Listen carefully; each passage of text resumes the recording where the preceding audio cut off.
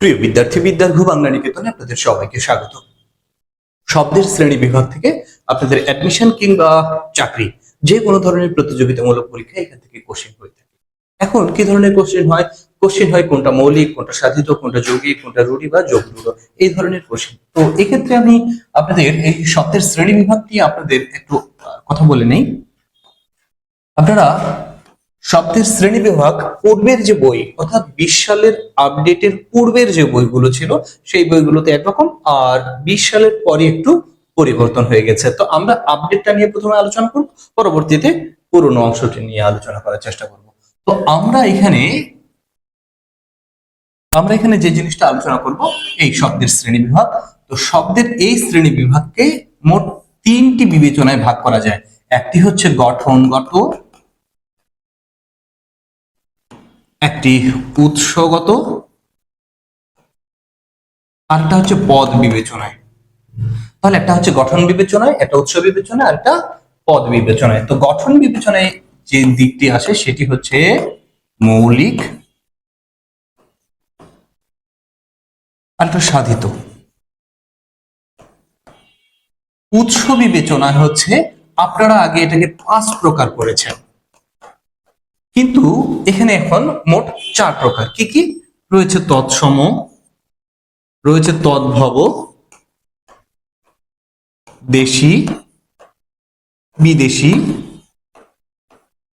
আর অতিরিক্ত যেটা আপনাদেরকে জানিয়ে রাখি সেটা হচ্ছে অর্ধ তৎসম। হ্যাঁ, যেটা নতুন বই অনুসারে আলোচনা করা হচ্ছে না। তাহলে কি কি পেলাম? তৎসম, তদ্ভব, দেশি, বিদেশি। আর পদ বিবেচনায় কয়টা? পদ বিবেচনায় হচ্ছে 8টা। যেমন কি আছে? বিশেষ্য রয়েছে, রয়েছে বিশেষণ,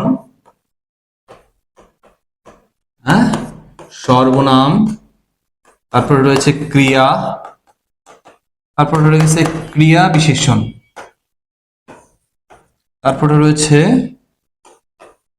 যোজক, অনুসর্গ,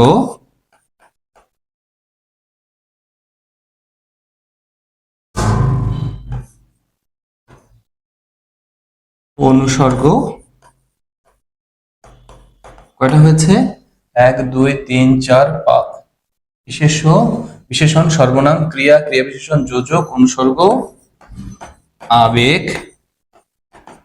আচ্ছা, 1 2 3 4 5 6 7 8টা, এই মোটামুটি 8টা ভাগ হয়ে গেছে। এখন এখান থেকে আপনাদেরকে প্রায়ই জানতে হয় যে মৌলিক কোনটা। দেখুন, যখন কোনো শব্দকে আপনি উপসর্গ,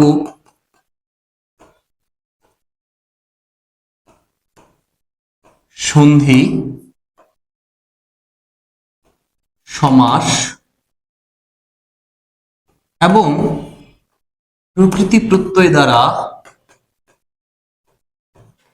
বিশ্লেষণ করতে পারবেন না, প্রকৃতি প্রত্যয় দ্বারা বিশ্লেষণ করতে পারবেন না, তখন সেটা হচ্ছে মৌলিক। তখন সেটা কি? মৌলিক। আর যদি বিশ্লেষণ করতে পারেন তাহলে সেটা কি হয়ে যাবে? সাধিত হয়ে যাবে। আর সাধিত হলে কি হয়? বিশ্লেষণ করার পরে তাদের আলাদা অর্থ প্রকাশ করা সম্ভব। তাহলে আমরা সবসময় বলি যাকে বিশ্লেষণ করা যায় না, যাকে বিশ্লেষণ করা যায় না। এখন আপনাদের জানতে হবে কি দ্বারা বিশ্লেষণ করা যায় না। এই 4টা ফাংশন দ্বারা যদি বিশ্লেষণ করতে পারি তাহলে সেটা মৌলিক নয়, সেটা কি হবে? সাধিত। আর যদি বিশ্লেষণ করতে না পারি তবে মৌলিক। আচ্ছা, এরপরে আমরা আসি যে উৎস বিবেচনায়। আমরা জানেন যে সংস্কৃত থেকে সরাসরি যেটা আছে সেটা তৎসম, যেটা দুইবার পরিবর্তিত হয়। তৎসম থেকে আপনার প্রাকৃত, প্রাকৃত থেকে বর্তমান অবস্থায় আসলে সেটা তদ্ভব।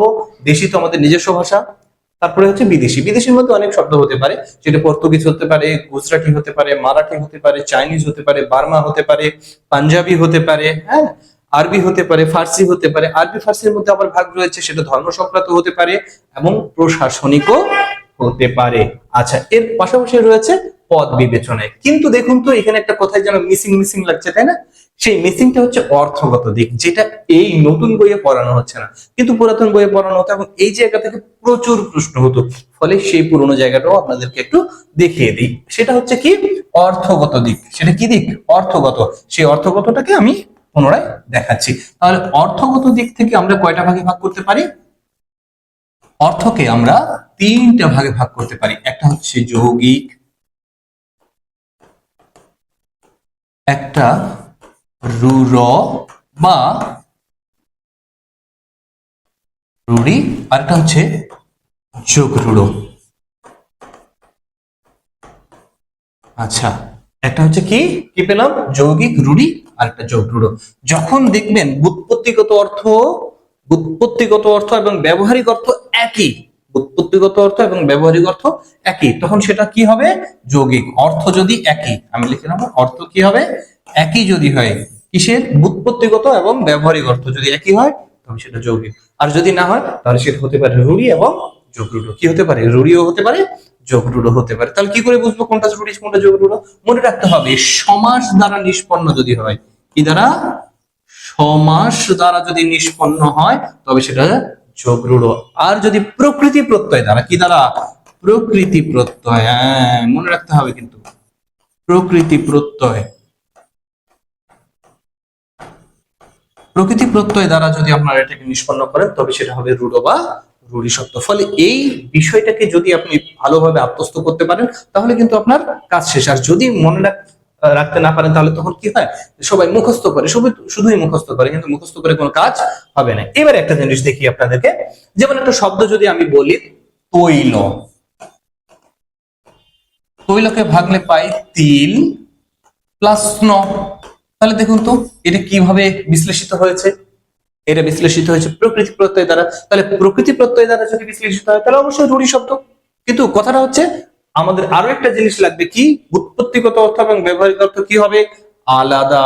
দেখুন তো তেল মানে কি, এখানে বলা হচ্ছে তিল প্লাস ন, এর মানে তেলটা হবে শুধুই তিল থেকে।